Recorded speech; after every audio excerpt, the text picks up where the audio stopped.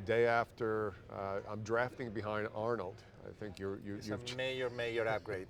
Major upgrade, Joe. You know that. Here's what I love. That room was packed yesterday. It's right over there. That room was packed yesterday. And we talk about disruption when we talk about Zimmer Biomet especially, and you as a leader. And to have that kind of marquee power, really talking about medtech for us. Yeah, yeah. Arnold is the poster boy, child, whatever you want to call it, of disruption. And disruption is what we're doing here at Zimmer Biomet. So out of the 4 key things that you got in a company, I always talk about purpose, number 1, strategy, how you operate the company, and then culture. We're changing 3 out of 4. We're not going to touch our purpose. It's been around for 100 years. We're in the business of alleviating pain. We love what we do. We get to do amazing things. Not changing that. But we are disrupting the strategy, and we're going to talk about that. Moving from being a legacy product company to a technology company. We are disrupting how we operate the company, how we think about go-to-market models, how we think about supply chain, how we think about AI in our operation. And you're working with me on people and culture. We're elevating our culture. So when you're looking for somebody to be the brand of disruption, that's the Terminator. And that was a packed house. It was a packed house. And, you know, disruption brings sort of unease. Disruption brings big change, and change from the top is always welcome, right? But how does that permeate, and how do you think about that with product, customer, sites of care changing, and you're managing disruption at the same time?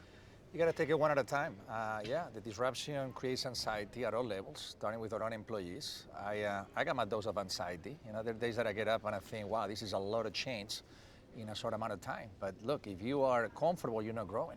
So you gotta segment it. You know, what is the right pace of change? Where do we start? Again, out of these 3 vectors that I mentioned, we don't need to do all of them at once. You know, why don't we work on a couple of pieces on a strategy, a couple of pieces on how we operate the company, and then for culture, I do think you need to go faster, and that's what we're doing. But we're taking a very, I would say, thoughtful approach to the change. And there are pockets of anxiety, you know, probably more internally than externally. Externally, I think customers want Zimmer Biomet to change. Customers are rooting for Zimmer Biomet. We've been around for 100 years. We've had first-to-market launches. We've done a lot of great things. But let's call it what it is. You know, over the last 10 years, we had some fumbles.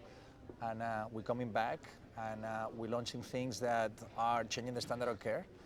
And customers want us to move at a different pace. So it's probably more internal than external. Yeah, and when you're bold, you're always going to have a small percentage of the populace looking at you and pointing a finger. When you're bold, people are going to become intimidated. When you're bold, people are going to become insecure. Yes, yes, and yes. And when you're we're bold, not trying to be bold, we're trying to be boldest. Boldest. So then it's yes, yes, and yes on the steroids. Yes. And you attract bold people. Yeah. We're looking for a different profile. And look, we got our corporate summary on the HR profile, but if you and I were having a glass of beer, and I were to tell you what kind of people we hired, Big Blue is about blue collar, blue chip, blue ocean. And what is blue collar, blue chip, blue ocean at Big Blue, Zimmer Biomet? You don't need to be a blue collar per se employee or a candidate to work at Zimmer Biomet, but we do like people with a blue collar mindset. A blue collar mindset for me is folks that have dealt with adversity in their past, folks that are humble, grinders, people that wake up every day thinking the entire company, not just me, they want to work hard. So that's the blue collar mindset, if you will. Then blue chip is about innovation. We're looking for disruptors. If you are going to be the boldest medtech company on earth, you got to have people that think in bold ways or in the boldest ways. And that's the whole blue chip mindset. Our competitive advantage is and will continue to be innovation. So that's the blue chip piece. And then blue ocean is, limitless, right? We like to hire people. I like to be around people that think beyond the possible, right? When 3 years ago, we unleashed our vision of being the boldest medtech company on earth, solving some of the most meaningful problems, people were laughing.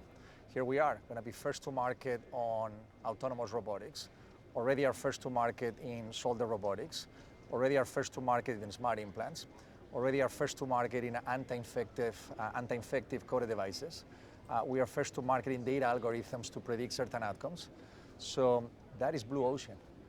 Capabilities, individuals that think beyond the possible. So that's the culture we're trying to build. Blue chip, blue collar, and blue ocean. And you're driving innovation from inside out through ZB. And the market itself has got innovation in it right now. We're seeing a massive change in not just ASCs, but the way ASCs are coming out of the ground now. Yep. Those are owners. Yep. Now, surgeon owners who are now embracing technology. Is that one of the reasons why you're staying ahead of where the hockey puck's going to be? Indeed, indeed. And I wouldn't say it's in and out, I say it's from out to in. So we call ourselves a customer-centric solutions leadership company. We have invested, Joe, a pretty massive amount of time in understanding the customer, especially in the ASC these days. You know, what are the problems that you're trying to solve? And generally speaking, there are 4 problems in orthopedics, and then I'll talk about the ASC. You got awareness. A lot of people don't know that there are solutions to their pain. That's why we hired Arnold Schwarzenegger. And then you got efficiency. We can make everything faster, smarter, better. That's the ASC. Outcomes is problem number 3. 1 of every 5 patients is dissatisfied still today with the outcome of that knee procedure. We want to elevate that to 100%. And then safety, which is infection. Some people get an infection and can die, you know, because of one of these procedures, 1 to 2%, but when it happens, it's problematic.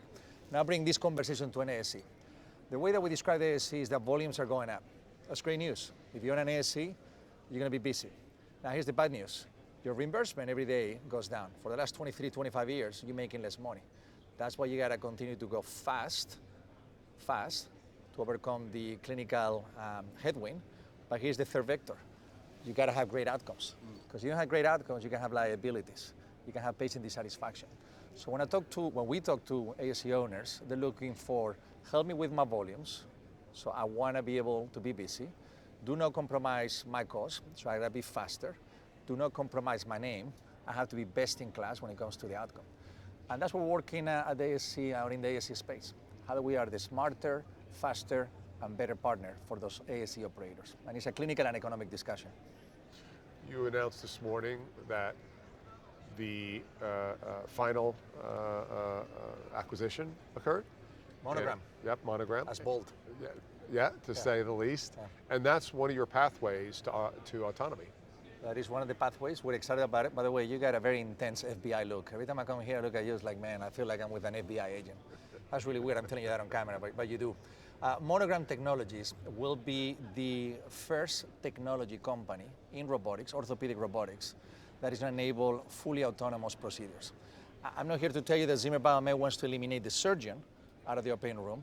I'm here to tell you that Zimmer Biomet will be the company that provides optionality of having the surgeon fully in charge, having the surgeon in the room, doing less, or at some point in rural areas like India, having the robot doing the surgery by itself. And that level of optionality and flexibility is groundbreaking. We started looking at Monogram 3-5 years ago. We've been working very closely with that team, and we think that Monogram technology is going to change the standard of care. Candidly, in the same way that Mako did, 10 years ago, if not at a higher level. And you have brought an eye for innovation into the metal and plastic business that had not existed before. I feel confident after spending 35 years in this industry and knowing ortho. You know it. Yeah, so you've brought that in, and you continue to double down on that. Yep. And the industry's embracing it. Your competitors are concerned, but the patients are benefiting. We don't sell products, we solve problems. And around metal and plastic, most of the stuff is being invented.